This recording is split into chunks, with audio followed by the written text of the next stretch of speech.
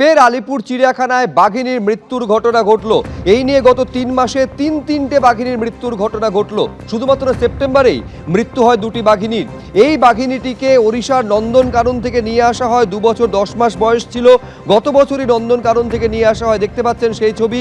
এই নিয়ে 3 মাসে পরপর 3টি বাঘিনীর মৃত্যুর ঘটনা ঘটেছে। আরো বিস্তারিত আমরা এই নিয়ে জানবো।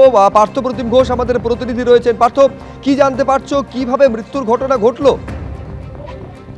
দেখো, গত সেপ্টেম্বর মাসে তোমার নিশ্চয় মনে হয় 24 ঘন্টা ব্যবধানে দুটি বাঘিনীর মৃত্যুর ঘটনা ঘটেছিল আলিপুর চিড়িয়াখানায়। আবারও কিন্তু আরো এক বাঘিনীর মৃত্যুর ঘটনা ঘটেছে এবং সেটা হচ্ছে গত মঙ্গলবার দিন রাত্রেবেলা সেই বাঘিনীকে মৃত অবস্থায় দেখতে পাওয়া গেছে।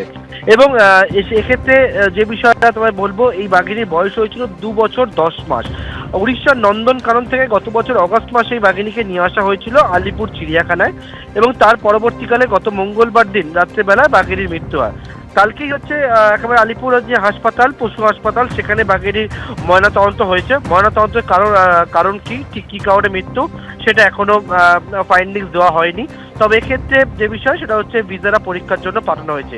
আলিপুর চিড়িয়াখানার ডিরেক্টর তৃপ্তি শাহ তিনি যে বিষয়টা জানিয়েছেন যে একবারে যে আলিপুর যে চিড়িয়াখানার যে নিয়ম রয়েছে সেই নিয়ম মেনে পশু মৃত্যুর পর কিন্তু একেবারে ময়নাতদন্ত করা হয়েছে এবং সেক্ষেত্রে ভিজারা পরীক্ষার জন্যও পাঠানো হয়েছে।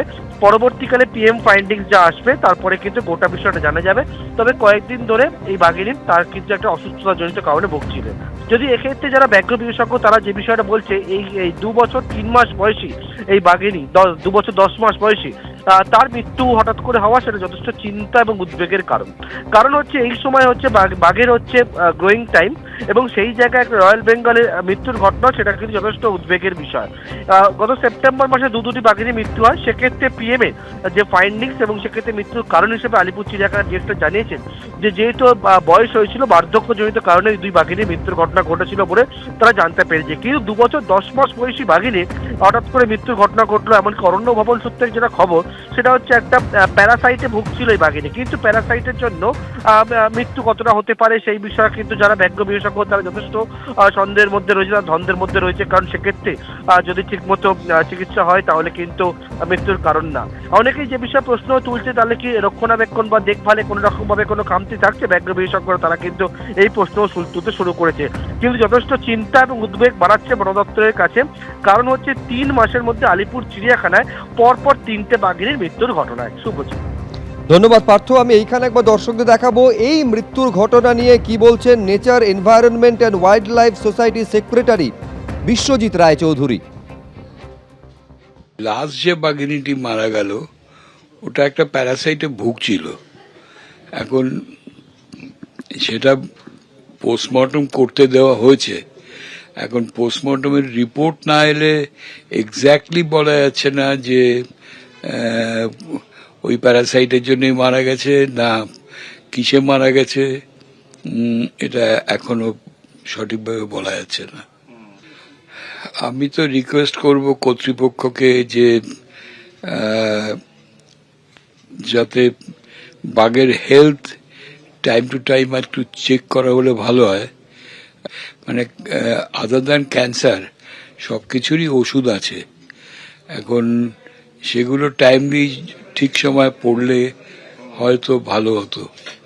এটা খুবই আনন্যাচারাল। 2 বছর 10 মাস মানে খুবই দুঃখের ব্যাপার যে একটা গ্রোয়িং বাঘ চলে গেল।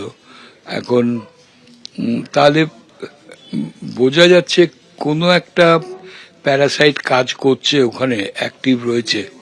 সেগুলো খাবার টাবারের সঙ্গে কিভাবে ঢুকছে সেটা পোস্টমর্টম না করলে কিছুই বোঝা যাচ্ছে না। এটা তো চিন্তার ব্যাপার বটেই। চোরের জেলা পরিষদে থাকবো না এই বলে ইস্তফা দিলেন মুর্শিদাবাদ জেলা পরিষদের সদস্য পদ থেকে শাহনাজ বেগম। শাহনাজ বেগম যিনি তৃণমূলের টিকিটে নির্বাচিত মুর্শিদাবাদ জেলা পরিষদের সদস্য, একটা সময় জেলা পরিষদের সহ সভাধিপতিও ছিলেন, তিনি এই বলে ইস্তফা দিলেন সদস্য পদ থেকে। মুখ্যমন্ত্রী যখন জেলা সফর করছিলেন তখন সোশ্যাল মিডিয়ায় মুখও খুলেছিলেন তিনি, চোর জেলা পরিষদের একজন অংশীদার হয়ে থাকা আমার পক্ষে সম্ভব নয়, এই কথা বলছেন শাহনাজ বেগম। আপনাদের দেওয়া টার্ম পূরণ করার আগেই আমি সদস্য পদ ত্যাগ করতে বাধ্য হলাম, এই কথা বলছেন শাহনাজ বেগম। আমি কেন এই কথা তিনি বলছেন জানবো। রাজীব চৌধুরী আমাদের প্রতিনিধি রয়েছেন। রাজীব, খবর এটা নয় যে তিনি জেলা পরিষদের সদস্য পদ থেকে ইস্তফা দিচ্ছেন, তার থেকে মারাত্মক অভিযোগ তুলছেন একেবারে জেলা পরিষদের বিরুদ্ধে, এই বলে এটা চোরেদের জেলা পরিষদ। কেন তার এই ক্ষোভের কারণ?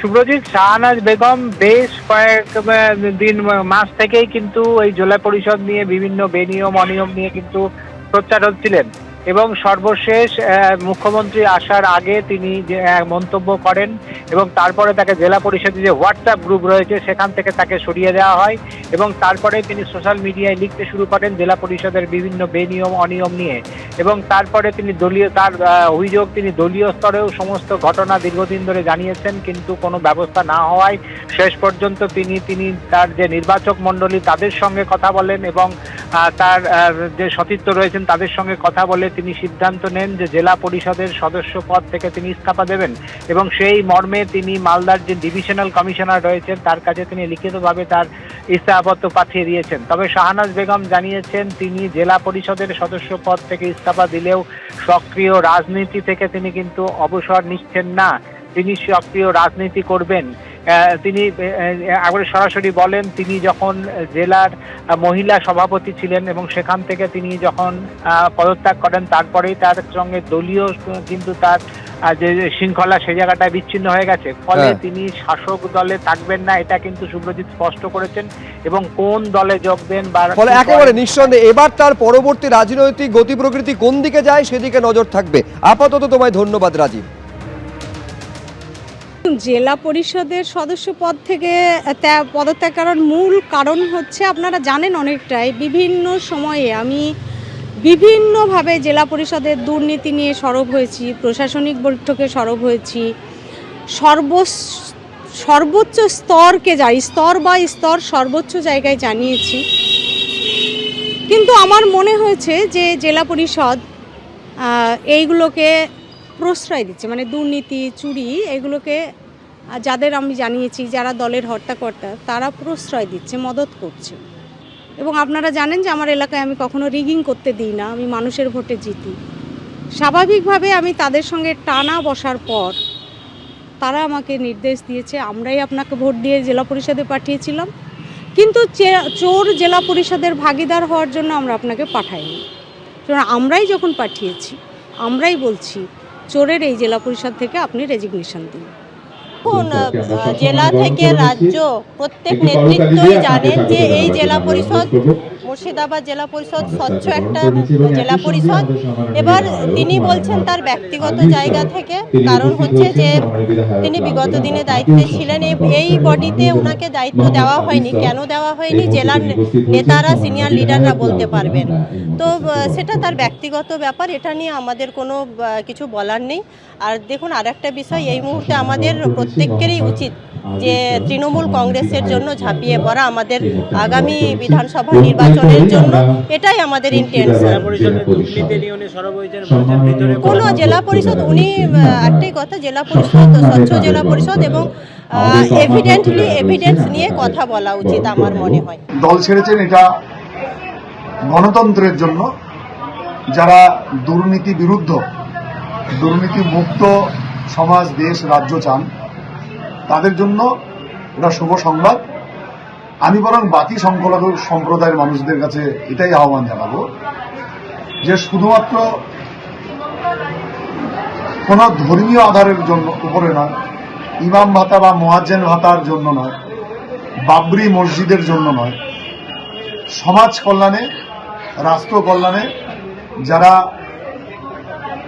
সেবায় নিয়োজিত সেই রকম মানুষ, সেই রকম দল ভারতীয় জনতা পার্টি যার নেতৃত্বে আছে নরেন্দ্র মোদী, আপনারা সেই দলে আসুন। এবিপি আনন্দ, এগিয়ে থাকে, এগিয়ে রাখে।